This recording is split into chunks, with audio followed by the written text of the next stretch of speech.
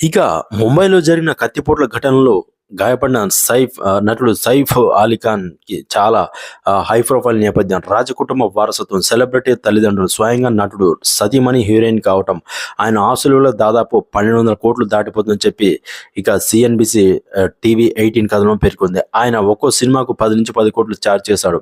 అదే వాణిజ్య ప్రకటనలకైతే 1-5 కోట్ల మధ్య తీసుకుంటాడు. ఇక 2022లో ఆయన ఫోర్బ్స్‌లో పత్రికతో మాట్లాడుతూ తన ఇన్వెస్ట్‌మెంట్ ఫిలాసఫీ, వాస్తవికతను వెల్లడించారు. నేను ఆ ప్రాంతంలో ఉండలేను అనుకోలేను. అయితే నేను ఆ ప్రాంతంలో ఉండలేను అనుకుంటే అలాంటి చోట్ల ఇల్లు కొనుగోలు చేయను. నేను ఉండగలను అని అనుకున్న ప్రాంతాల్లో మాత్రమే కొనుగోలు చేస్తాను అని చెప్పారు. దీన్ని బట్టి సైఫ్ వద్ద ఖరీదైన ప్రదేశాల్లో ఇల్లు, వాటిపై అద్దెలు, ఆదాయం ఉన్న విషయం మనందరికీ అర్థమవుతుందన్నమాట.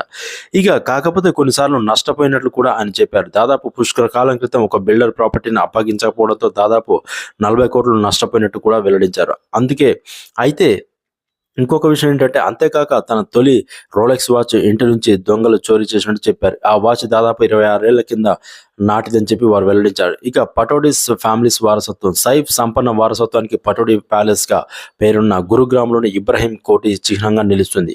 ఇక 1935లో ఈ సుందర భవనం నిర్మాణం పూర్తి చేసుకుంది. సైఫ్ పూర్వీకులు పటోడీ సంస్థానం నవాబులు. ఆయన తాత నవాబ్ ఇఫ్తిఖార్ అలీ ఖాన్ దీన్ని తన భార్య బేగం ఆఫ్ భోపాల్కు బహుకరించేందుకు దాదాపు 10 ఎకరాల విస్తీర్ణం నిర్మించారు. దీనిలో 7 పడక గదులు ఉంటాయి. దీని విలువ 800 కోట్లు. సైఫ్ తండ్రి టీమిండియా మాజీ ఆటగాడు దివంగత మన్సూర్ అలీ ఖాన్ పటోడీ. ఇక తల్లి నటి షర్మిల ఠాకూర్ ఈ ప్యాలెస్ లో వీర్ జారా అండ్ ఈడ్ ప్రేవ్ల వంటి సినిమాలు షూట్ చేశారు. ఇక విలాసవంతమైన జీవనశైలి గురించి మనం తెలుసుకున్నట్టయితే, సైఫ్ తన భార్య సినీ నటి కరీనా కపూర్తో కలిసి ముంబైలోని సద్గురు శరణ్లో విలాసవంతమైన ఇంట్లో నివసిస్తున్నారు. అంతకుముందు బాంద్రాలోని ఫార్చ్యూన్ హైట్లో నివాసం ఉంటున్నారు అనమాట. అయితే ప్రస్తుతం సైఫ్ ఉంటున్న ఇంటి విలువ దాదాపు 55 కోట్లు ఉంటుందని అంచనా. ఈ జంటకు స్విట్జర్లాండ్ ఒక గస్టార్డ్ ప్రాంతంలో విలాసవంతమైన చెక్క ఇల్లు కూడా ఉందన్నమాట. ఇక దాని విలువ చూసుకుంటే దాదాపు 33 కోట్ల వరకు ఉంటుంది. సైఫ్ కార్ల కలెక్షన్స్ చూసుకున్నట్లయితే బెంజ్ ఎస్ క్లాస్ చెందిన S350D, ల్యాండ్ రోవర్ డిఫెండర్ 110, ఆడి Q7, జీప్ రాగ్లర్ వంటి కార్లు ఉన్నాయి. ఇక వ్యాపార విషయానికి వస్తే మనం సైఫ్ తన కుటుంబ వారసత్వం నుంచి ప్రేరణ పొంది 2018లో ఒక విలాసవంతమైన దుస్తుల బ్రాండ్ ప్రారంభించారు. ఆ తర్వాత కాలంలో పర్ఫ్యూమ్స్, ఫుట్వేర్, హోమ్ డెకార్ వంటి రంగాలకు చెందిన విస్తరించారు. బెంగళూరులో దీనికి సంబంధించిన తొలి స్టోర్ 2020లో ప్రారంభించారు. ఆ తర్వాత ముంబై, గోవాల్లో అవుట్లెట్లు తెరిచారన్నమాట.